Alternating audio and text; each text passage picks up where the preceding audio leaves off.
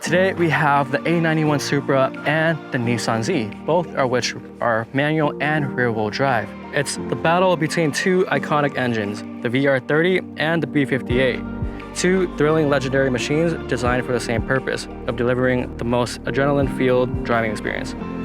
Let's buckle up and go for a drive.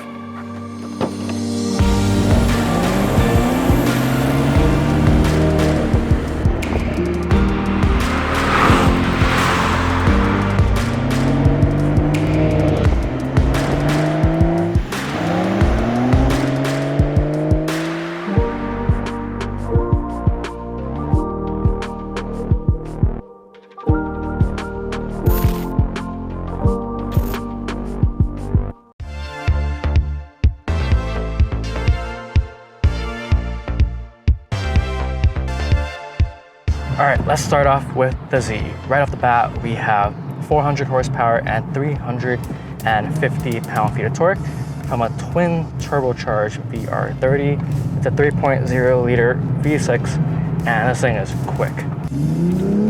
The Supra gets that notoriously famous B58 that everyone loves, and it's a 3.0 liter inline-six with a twin scroll single turbo, which is different from the Z, which is twin turbo. It makes BMW's proclaimed 382 horsepower and 369 pound-feet of torque. And I'm sure with BMW's numbers, it's probably much higher than that. Probably low to mid 400s. But I wouldn't be too surprised if the Z was like that as well, because they are very, very similar in speed, especially from a roll. But the tires on the Supra is much better. They are super sports, unlike the Potenzas that you get in the Z, and you do get much more grip just around a corner like this, and also from a dig. It's been the battle between the B58 and the VR30 for years now, between the M340 and something like the Q50 and Q60.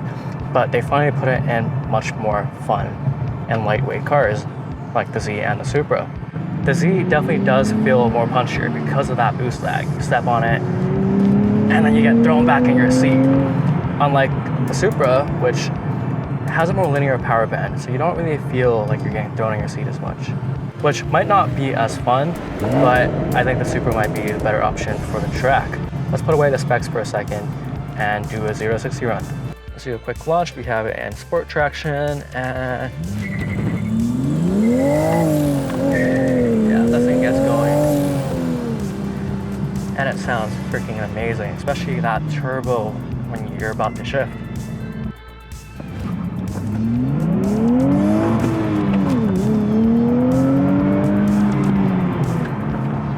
Yeah, still launches really well.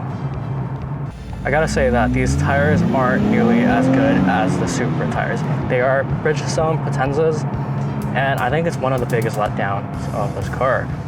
The Super Sports on the Supra are way grippier, especially on the turns, and especially when you're doing a launch.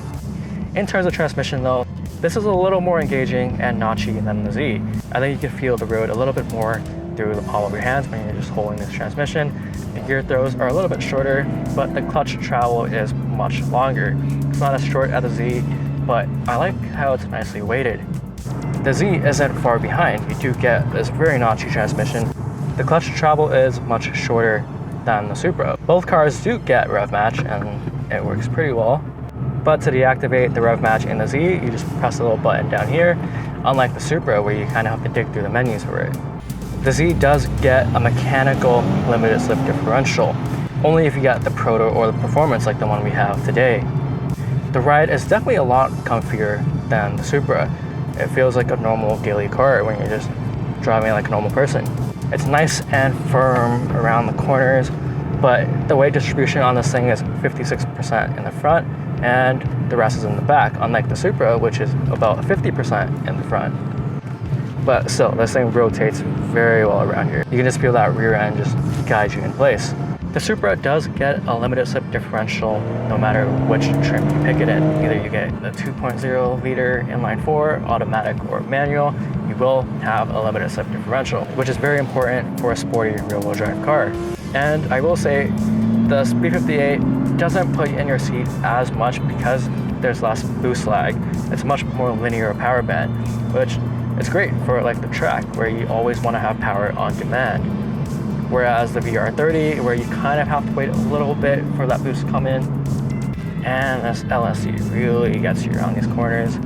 The Supra is also a little bit lighter. It's 3,400 pounds, which is about 200 pounds lighter than the Z, and you can feel it in these corners especially. It does feel a little more responsive, it's more nimble, and where you point it, it kind of just goes, especially with the 50-50 weight distribution in this car. You do get drive modes, or as I should say, just a sport mode, which you can configure. You can have it in sport handling, or sport engine, or just your dampers, which you can't do in the Z. That car is a little more traditional and old school. This has a little bit more tech. The suspension is definitely stiffer, and the steering is also a little bit heavier than the Nissan Z. Both cars stop about the same. They both have 4-piston brakes, and they work very well in this car. In the Z, there's also a hard traction button. It's the only button on this left side. There isn't a sport traction mode though. You can either just have traction fully on or fully off. With traction fully on, it really limits you around these corners, but it prevents you from oversteering and crashing. With traction fully off though, this thing is as wild as you'd like it to be. But sometimes I do like the sport traction like the Supra, where there's an in-between where you can kind of have the back kick out a little bit and also not spin out. Yeah. You can definitely feel the traction control cutting power when you're coming out of a turn. The Supra does have the traditional on-off traction like the Z, but you get that sweet spot with the sport traction where you can have it semi-off and semi-on, and it'll kind of let you kick out a little bit, but it'll reel you right back in. And I love that about the Supra. In terms of exhaust, we do have a valve exhaust in the Supra, but the Z does not get a valve exhaust. Let's just hear how they sound. Let me know what you think.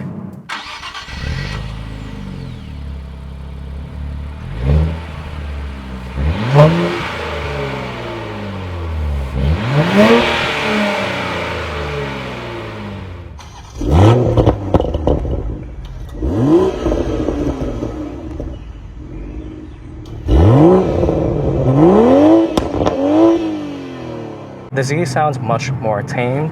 It's not as loud as that Supra, and there's no valved exhaust, it's just one mode. I personally like the sound of a inline 6 more than the V6, especially when you start cutting things off, it sounds a little trumpety. For those that do care about fuel economy, the Z does 18 miles per gallon in the city and 24 miles per gallon on the highway, which the Supra does 19 in the city and 27 on the highway. Inline 6s are typically more efficient, especially at higher speeds like on the freeways. This is why you will see that extra fuel economy gap on the highway. Both cars look amazing though. The Z is in Boulder Grey and the Supra is in See You Later Grey. It's probably both the colors I'd pick for either car. From the front, I like the Supra headlights and the bumper more with the more sculpted hood. But from the rear, I love the taillights on the Z. It has this really cool retro vibe. The Supra does get these wider hips, and the Z has these boxier fender flares. In terms of seating position, this thing is pretty good. There is no complaints about it. You do have much more space in here. There's also better visibility than you get in the Supra. You have fairly poorly placed cup holders in both cars, but the Z one is a little bit more to the right, so it's not as in the way. These seats are an auto/manual, so you control it kind of automatically and also manually using either sides. Both do have heated seats. You do get like the Subaru style heated seats in here, and in both cars you can't get a heated steering wheel. The seating position in the Supra is really good. I like these seats more. They're a little bit more comfortable, but the cabin is definitely more pinched. You definitely don't have as much space in here, and the visibility isn't nearly as good as the Z. The Z gets a manual handbrake in case you want to do some handbrake slides, while the Supra gets the little pull-up electronic handbrake. The instrument cluster on the Z is gorgeous. You have a few different views that you can choose from, while the Supra cluster is much more simple as it's half digitized and you do get that physical like RPM gauge. Although most of the views that you do get to choose from on the Z aren't very nice, except the one that we're in right now. The others are pretty ugly. In the BMW Supra, we do also get a iDrive controller, which is pulled straight from BMW. It runs on BMW iDrive 6 software, and it's much more up-to-date than the Z software, which uses Nissan's MMI, which is quite outdated. It's a lot harder to use. The Z is a little more old school in terms of the infotainment, while the Supra is just much more high-tech as it's a BMW. But in either cars, you're most likely just going to use Apple CarPlay anyways, which you do get in both cars. You don't get a wireless charger in the Z, while you do get one in the Supra. Overall though, I think the Supra is just much more high-tech and intuitive. Everything is basically pulled straight from BMW.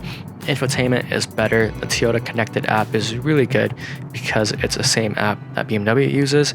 It's not just gimmicky stuff, it's actually quite useful. There are way more comfort features, and all the materials and finishes makes it much more like a luxury car, which it is. No surprise there because it's a BMW versus the Z, which feels, well, like a Nissan.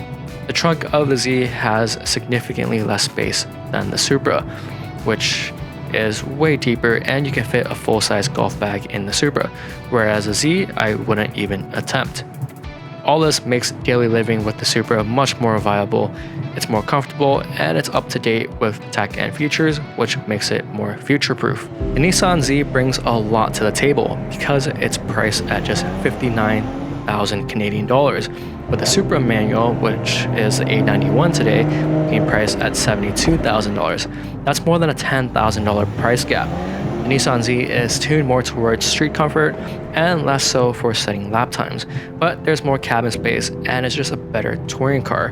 Whereas the BMW Supra, Toyota Supra, it's more dialed in, it's rigid, which would make it the better track car between the two. The Nissan Z is simple and old school, but you still get pretty much everything that you need to live with. But the Supra does get all the high-tech and premium touches. It's the BMW features and interior finishes that make it more of a luxury car. The Nissan Z is bang for your buck, but the added price for the Supra is well worth it, in my opinion.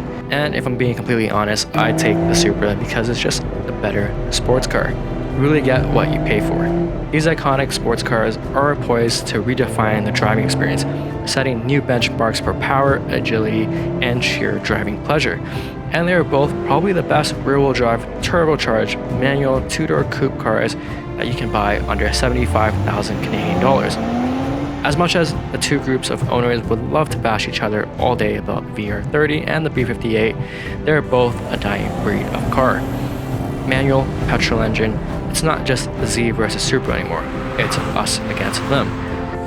Manual, rear-wheel drive, petrol engine, there's not many to choose from anymore, and you just can't go wrong with either. That's all guys, thanks for watching.